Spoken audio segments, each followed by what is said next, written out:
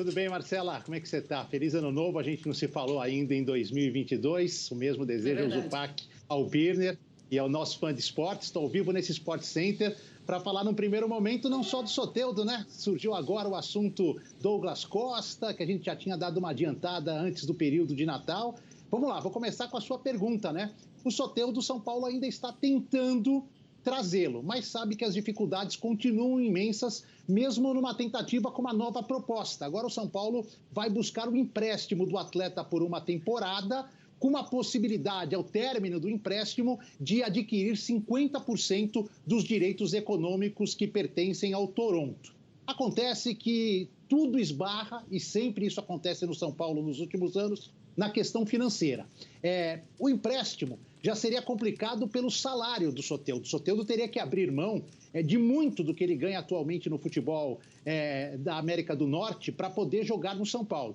Para se ter uma ideia, eu não gosto de falar em números de quanto ganha jogador e não vou falar, mas o Soteldo hoje ganha na equipe do Toronto 25% a mais do que o Daniel Alves ganhava no São Paulo e o São Paulo não conseguiu pagar. Então seria muito complicado, Marcela, sem o aporte de um investidor ou sem o jogador reduzir drasticamente os seus ganhos, ele vir mesmo que por empréstimo na questão salarial. E na questão de compra de parte dos direitos após um ano, também é algo complicado, porque o Soteldo custou caro e o Toronto não vai se desfazer do atleta por alguns trocados. Vai querer recuperar, se não a totalidade, parte do que foi investido quando tirou o Soteldo do Santos. Então, apesar de existir esta nova tentativa, apesar do São Paulo continuar negociando, os empecilhos no quesito financeiro são praticamente os mesmos. E o São Paulo vai precisar de muita compreensão do Toronto e principalmente do Soteldo no aspecto financeiro para que a negociação caminhe para um final feliz para a torcida do São Paulo. Vamos falar de coisas que são mais, digamos assim, palpáveis. O Patrick deve ser anunciado nas próximas horas. Já está tudo certo entre São Paulo, representantes do atleta. Jogador do Internacional chega por 2 anos, 500 mil euros por 30% dos direitos econômicos. Como São Paulo tem feito por essa questão financeira, pagamento só a partir de janeiro de 2023 e de forma parcelada. E aí, durante o vínculo de 2 anos, o São Paulo poderia contratar outros 20% dos direitos econômicos. A confirmar o Patrick, falta assinatura de contrato, será o 4º reforço do São Paulo. Patrick, Alisson, Rafinha e Jandrei. O São Paulo apostou no Grenal.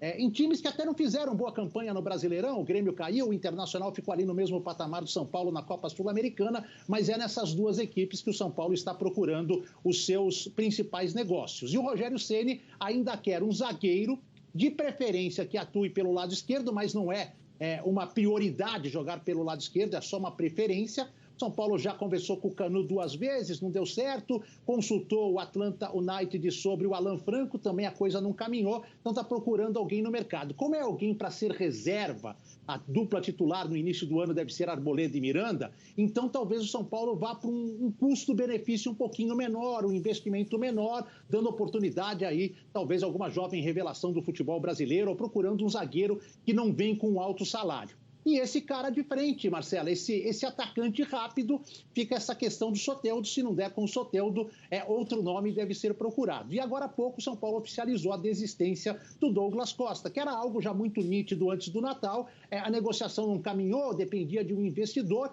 e dependia da vontade do atleta de vir jogar no São Paulo, de receber menos do que recebia no Grêmio. Já era meio que favas contadas o São Paulo abrir mão do Douglas Costa. Este não vem mais, não negocia mais com o São Paulo. Por enquanto, o panorama é esse. Eu volto para você, Marcelo, e eu tenho depois uma telinha para a gente já mostrar um time provável do São Paulo. Será que os nossos comentaristas vão gostar? O torcedor vai gostar? Mas um provável time do São Paulo para iniciar 2022, viu, Marcela? Olha, já?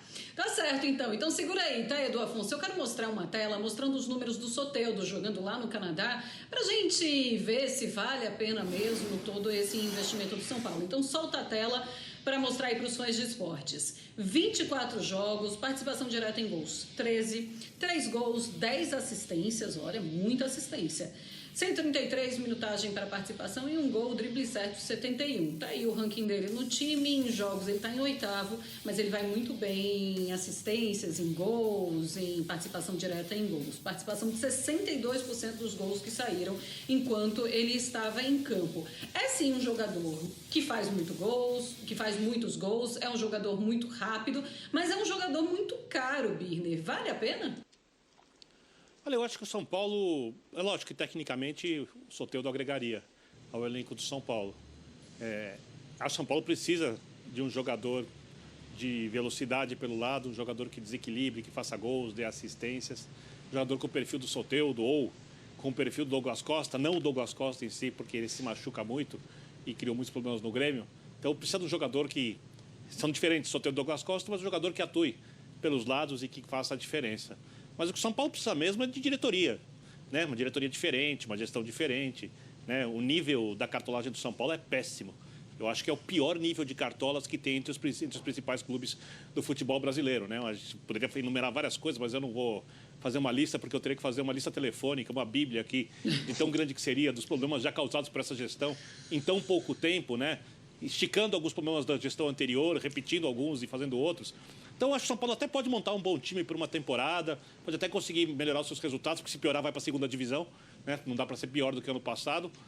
Mas, olhando para o médio e longo prazo, independentemente do time que o São Paulo vai montar, né, para essa temporada, independentemente do resultado que esse time vai conseguir, o futuro do São Paulo continua muito sombrio por conta dos seus cartolas. Pois é, o Zupac, também quero a tua opinião. Você acha que vale todo esse investimento? O jogador é muito caro, inclusive com essa comparação aí em relação ao salário do Daniel Alves. Vale tudo isso? Assim, investimento para contratar o Soteldo vale, porque ele é um grande jogador, especialmente dentro do nosso contexto. Então, contratar o Soteldo é um atrativo, é um bom negócio.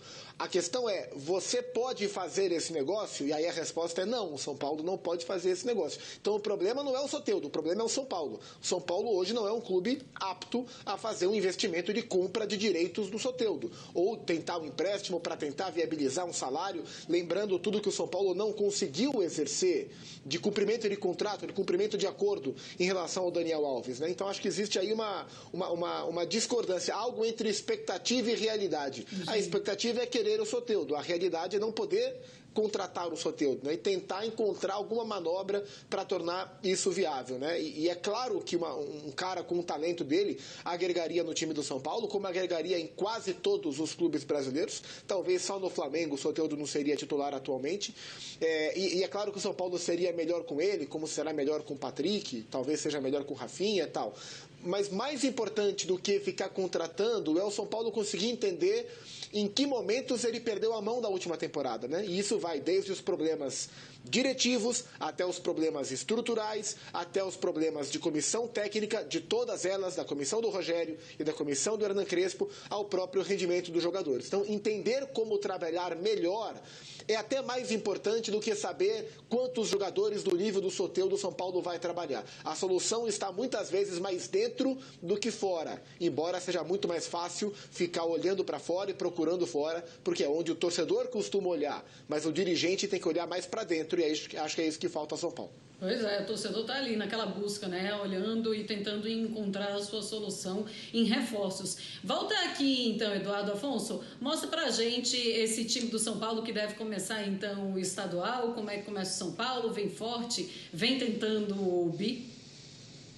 Então, imaginando que o anúncio do Patrick aconteça aí nas próximas horas, com esse acerto bem encaminhado, a gente vai subir uma tela aqui, um provável time do São Paulo, lógico, nem começou o treinamento, nem começou a pré-temporada, mas talvez um time mais ou menos parecido com esse da tela. Volpe, a entrada do Rafinha me parece imediata, né? Até porque o Igor Vinícius não correspondeu, o Orejuela saiu, é o único lateral aí em condições de começar. Dupla de zaga não deve ser mexida, Arboleda e Miranda.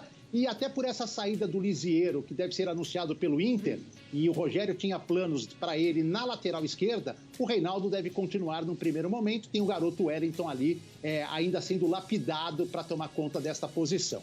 No meio-campo eu tenho uma dúvida aqui. O Sara se antecipou à reapresentação, trabalha desde terça-feira. Ele vinha com uma lesão do joelho no final do ano passado. Ele pode ser o escolhido para primeiro volante, embora não seja um primeiro volante. Mas o São Paulo tem o Luan, que é o jogador da posição, então talvez uma dúvida.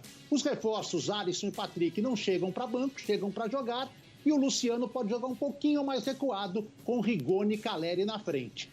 Na teoria aqui, no papel, na tela, um time bastante ofensivo. Não sei se o Rogério vai utilizar toda essa ofensividade para a estreia contra o Guarani, dia 27, em Campinas, só com 17 dias de pré-temporada.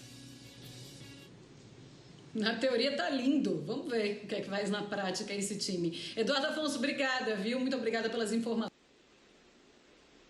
Valeu, Marcela. Até mais.